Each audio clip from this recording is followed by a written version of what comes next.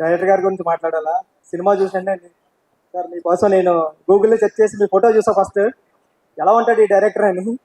ఎందుకంటే సినిమా నేను ముందు రోజు చూడలేదు, తర్వాత రోజు నేను విజయ్ సార్కి మెసేజ్ చేశా, సార్ సినిమా చాలా బాగుంది అంటున్నారు అందరూనే, చాలా పెద్ద హిట్ అంటున్నారు సార్. అంటే నువ్వు అర్జెంట్గా సినిమా చూడరా ఫస్ట్, తర్వాత కాల్ చేయన్నారండి.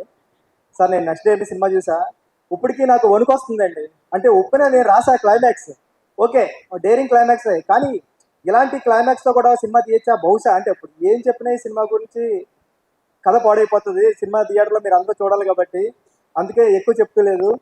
ప్రతి సీను అంటే సినిమాలో ఫస్ట్ సీన్ ఇది చెప్పొచ్చేమో, అంటే కూతురికి సారీ చెప్పేస్తాడు ఫాదర్ వెళ్ళి మహారాజా, ఆ సీన్ చాలు ఇంకా నేను కూర్చొని సినిమా చూస్తాను, ఇంకా డౌట్ లేదు మీరు ఏంటి సినిమా అని.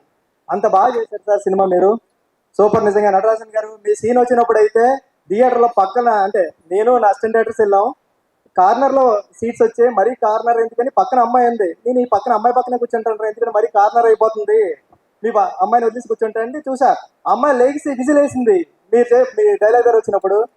సినిమా చాలా పెద్ద హిట్ అండి ఇది. విజయ్ సార్ మీ గురించి చెప్పాలా, మీ గురించి నేను ఏం చెప్పలేను, మిమ్మల్ని వచ్చి చూసి వెళ్ళిపోతుంటాను. ఫస్ట్ మీ స్మైల్ అంటే నాకు ఇష్టం, మీ కళ్ళు అంటే నాకు ఇష్టం.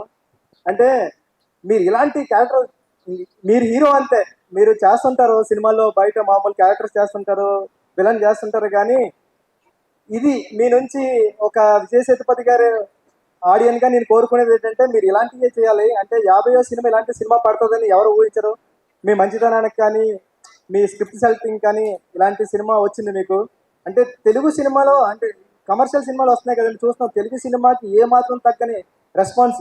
ఐమాక్స్లో చూస్తే విజిల్స్, అంటే ఫస్ట్ ఇంటర్నేషనల్ సీన్కి అయితే ఒక పెద్ద హీరో, కమర్షియల్ హీరో, తెలుగులో పెద్ద హీరో ఎలా ఉంటారు అలాంటి అరుపులు కేకలోని, తర్వాత వెళ్తుంటే ప్రీ క్లైమాక్స్ ముందు దానికి ఇంకా సూపర్.